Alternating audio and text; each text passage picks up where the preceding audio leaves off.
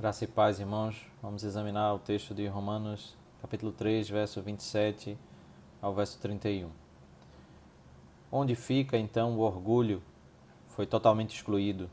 Por meio de que lei? A lei das obras? Não. Pelo contrário, por meio da lei da fé. Esses versos, do verso 27 ao verso 31, nós temos a conclusão do capítulo 3 e como que um breve fechamento. Digo breve porque o capítulo 4 e o capítulo 5 ainda eles vão continuar desenvolvendo o tema da justificação. Mas ele como que dialoga tanto com a sessão anterior, que vai até a metade do capítulo 3, que trata do pecado dos homens, de gentios e depois de judeus, e que nos prepara para entender o ensino sobre a justificação pela fé, a salvação providenciada pelo Senhor na redenção em Jesus Cristo, e a instrumentalidade da fé nesse caminho de salvação estabelecido pelo Senhor.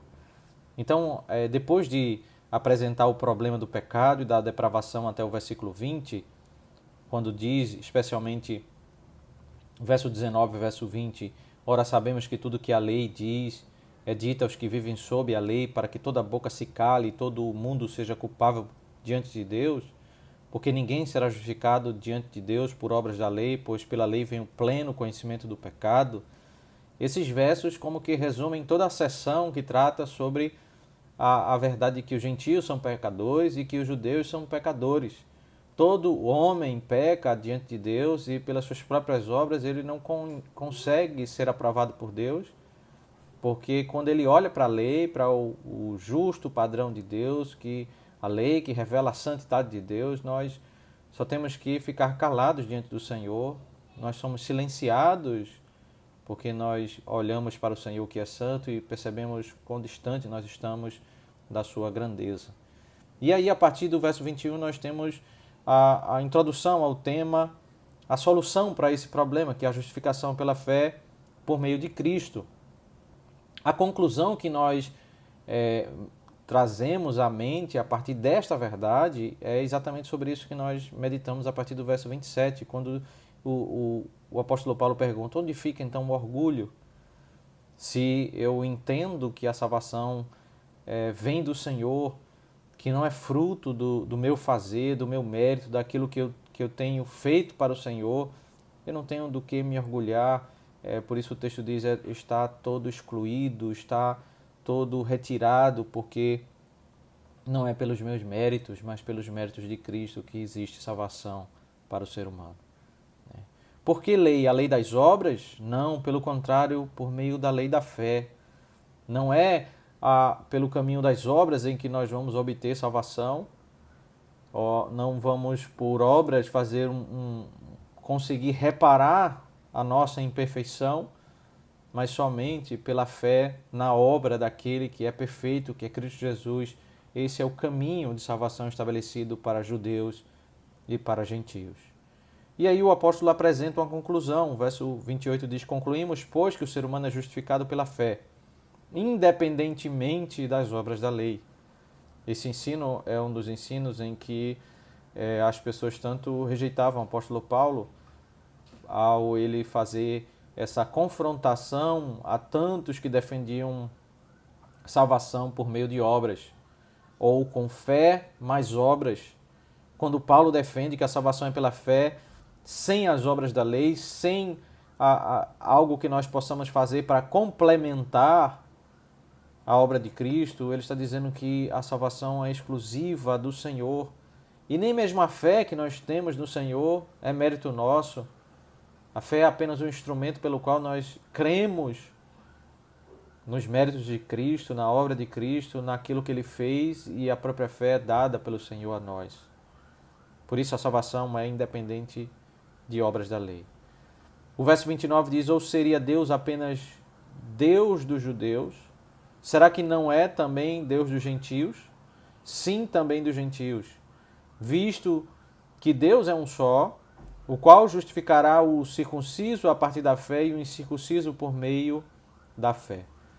E aqui, se Paulo colocou judeus e gentios no capítulo 1 até a metade do capítulo 3, igualmente culpados, porque ambos são pecadores, todos os homens são pecadores, aquele que frequenta um ambiente religioso, aquele que não frequenta um ambiente religioso, aquele que foi criado na igreja ou aquele que está fora da igreja, todos são pecadores diante de Deus. Esse é o problema, que é um problema igual para todo ser humano. Mas também a solução é igual para todo ser humano quando diz que a justificação é para os que foram circuncidados, aqueles que cresceram na igreja, receberam aquele rito na infância, na estrutura do Antigo Testamento, e aqueles que cresceram fora da igreja. Há um caminho de salvação. O caminho não é por meio de seguir os ritos, mas por crer em Jesus Cristo. O caminho é o mesmo para qualquer pessoa que faz parte de qualquer povo, seja judeu, seja gentil, seja de qualquer nação. A justificação é por crer nos méritos de Cristo, não por aquilo que nós fazemos, por aquilo que nós fazemos para adorar ou agradar a Deus, o nosso agir, o nosso trabalho, mas a salvação é algo exclusivo do Senhor. O verso 31, Paulo pergunta: anulamos então a lei por meio da fé? De modo nenhum. Pelo contrário, confirmamos a lei.